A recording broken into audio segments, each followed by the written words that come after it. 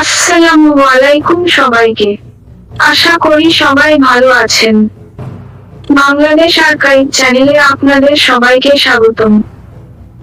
আজ আমি আপনাদের জানাবো বাংলার হারিয়ে যাওয়া আমাদের সোনালী অতীত, জাহাজের কথা।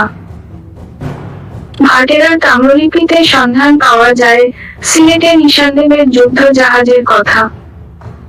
মুঘল আমলে দিল্লির সম্রাটরা সিলেটের রাজাদের কাছ থেকে কর হিসেবে টাকা পয়সা নিতেন না। কর হিসেবে নিতেন যুদ্ধ জাহাজ।